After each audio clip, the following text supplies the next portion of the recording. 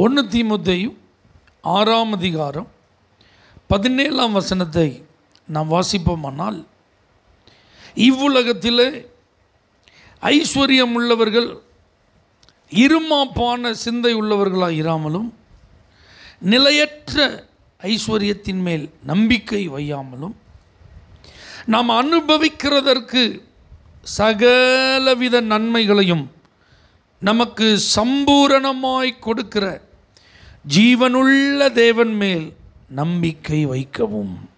அல்லேலூயா. தீமோத்தேயுக்கு பவுல் அப்போஸ்தலன் ஒரு நல்ல கவுன்சிலிங் கொடுக்குறார். உன்கிட்ட வர்ற ஜனங்களுக்கு நீ ஒரு உண்மையை சொல்லி கொடுக்கணும்பா. அவங்க கண்டிப்பாக கர்த்தர் மேலே நம்பிக்கை வைக்கிறவங்களாக தான் இருக்கணும். ஏன்னா நம்முடைய கர்த்தர் யாருன்னா ஜீவன் உள்ளவர்.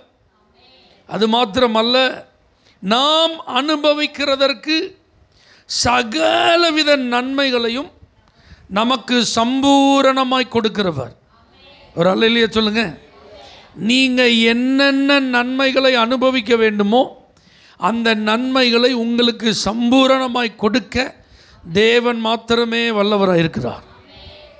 அதற்கு அவர் இன்றைக்கும் ஜீவன் உள்ளவராக இருக்கிறார். ஏன்னா பைபிள் சொல்லுது, கர்த்தர் நன்மையானதை தருவார். அல்லேலூயா. கர்த்தர் நல்லவரும் நன்மை செய்கிறவருமாய் இருக்கிறார். அப்போ உங்களுக்கு என்ன நன்மை, நீங்கள் அனுபவிக்க வேண்டியது, உங்களுக்காகவே கர்த்தர் அதை சம்பூரணமாய் கொடுக்கிறவராக இருக்கிறதுனால ஐஸ்வர்யத்தின் மேலே உங்கள் நம்பிக்கை என்ன செய்யாதீங்க, வைக்காதீங்க. உங்கள் மனம் இருமாப்படைய என்ன செய்யாதீங்க, இடம் கொடுக்காதீங்க. அப்படிங்கிறது தான் ஆண்டவருடைய விருப்பம். ஏன்னா ஐஸ்வர்யவான்களை குறித்த சில வார்த்தைகளெல்லாம் ஆண்டவர் வேதத்தில் எழுதியிருக்கிறதெல்லாம் நம்ம பார்க்குறோம். ஒரு ஐஸ்வர்யவான் தனக்கு இருந்த ஆஸ்திகளை அவன் சேர்த்து வைப்பதற்கு பெரிதாக தன்னுடைய குடோனெல்லாம் எக்ஸ்டெண்ட் பண்ணான்.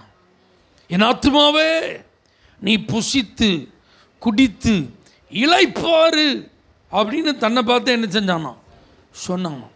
ஆனால் திடீரென்று ஒரு சத்தம் அவனுக்கு கேட்டது, மதிகேடனே, இன்றைக்கு உன் ஆத்துமா உன்னை விட்டு எடுக்கப்பட்டால் நீ சேர்த்து வைத்தது எல்லாம் யாருடையதாகும்? அல்லேலூயா. லாசரு ஐஸ்வர்யவான் என்கிற அந்த 2 நபர்களை குறித்த உவமையில் ஐஸ்வர்யவான் பாருங்க சம்பிரமமாக வாழ்ந்தான். ஆனால் அவனுடைய முடிவு எங்கே போயிட்டு? பாதாளம். ஆகவே தேவனுடைய பிள்ளைகளை, இந்த உலகத்தில் பணம் நமக்கு எல்லாருக்கும் அவசியம். பணம் எல்லாவற்றுக்கும் உதவும். ஆனால் ஐஸ்வர்யத்தின் மேலே நம்ம நம்பிக்கை வைக்க பண ஆசை உள்ளவர்களை நம்ம என்ன செஞ்சிடக்கூடாது, மாறிடக்கூடாது. ஆனால் அது எல்லா தீமைக்கும் எப்படி இருக்குது, வேறாக இருக்கிறது. சிலர் அதை இச்சித்து விசுவாசத்தை விட்டு என்ன செஞ்சிடறாங்களாம், வழுவி போயிடுறாங்களாம்.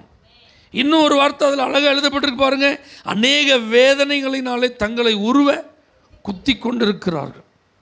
அப்போ நீங்கள் கர்த்தர் மேலே நம்பிக்கை வைத்து அவரையே நோக்கி பார்ப்பீர்களானால் அந்தந்த காலத்தில் நீங்கள் அனுபவிக்க வேண்டிய நன்மைகளை உங்களுக்கு அவர் சம்பூரணமாய் கொடுப்பார்.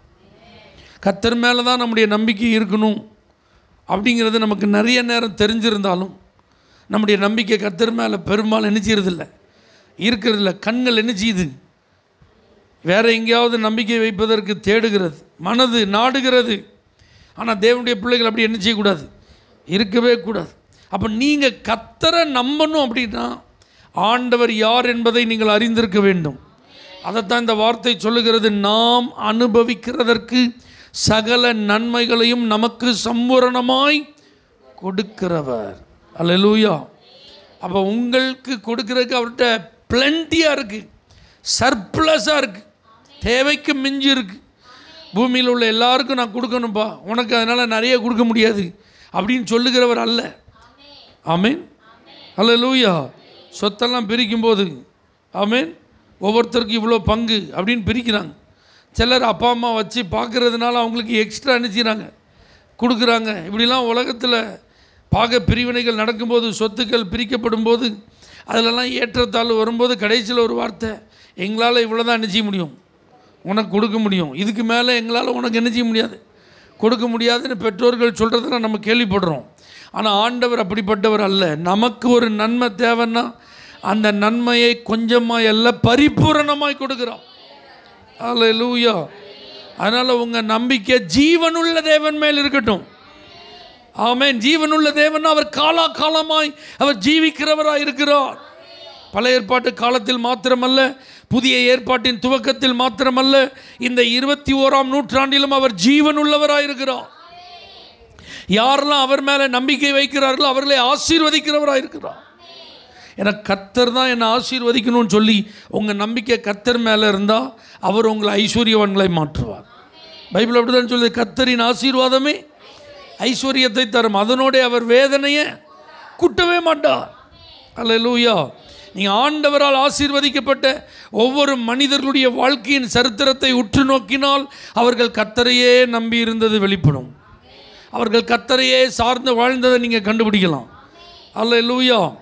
ஆண்டவர் சொல்கிற வார்த்தையெல்லாம் பாருங்கள், ஐஸ்வர்யத்தை சம்பாதிப்பதற்கு உனக்கு பலனை கொடுக்கறது நான் தான், ஞானத்தை கொடுக்கறது நான் தான். அதனால் இது என்னுடைய கைபலன் என்று சொல்லாதே, இது என்னுடைய சாமர்த்தியம் என்று சொல்லாதே, இதை நான் தான் சம்பாதிச்சேன்னு என்ன செய்யாத சொல்லாத. இந்த ஐஸ்வர்யத்தை நான் தான் உனக்கு கொடுத்தேன், நீ அதை மறக்காத. அல்லேலூயா. அப்போ ஆண்டவர் இன்றைக்கும் நம்மிடத்தில் சொல்ல விரும்புகிற ஒரு காரியம், ஜீவனுள்ள இந்த தேவன் மேலே நீங்கள் நம்பிக்கை வச்சா நீங்கள் அனுபவிக்கிறதற்கு வேண்டிய சகல நன்மைகளும் உங்களுக்கு பரிபூரணமாய் கொடுக்கப்படும். அது பண தேவைகளாக இருக்கலாம், உலக பிரகாரமான மற்ற அவசியமான அன்றாட தேவைகளாக இருக்கலாம், சரீரம் சம்மந்தப்பட்ட தேவையாக இருக்கலாம், ஹோல் ஃபேமிலி சம்மந்தப்பட்ட தேவையாக இருக்கலாம், ஒரு வேலைக்கான தேவையாக இருக்கலாம், தொழிலுக்கான தேவையாக இருக்கலாம், உங்களுடைய பிள்ளைகளுக்கான தேவையாக இருக்கலாம், உங்களுடைய எதிர்காலம் சம்பந்தப்பட்ட காரியங்களை மையமாய் கொண்டிருக்கலாம்.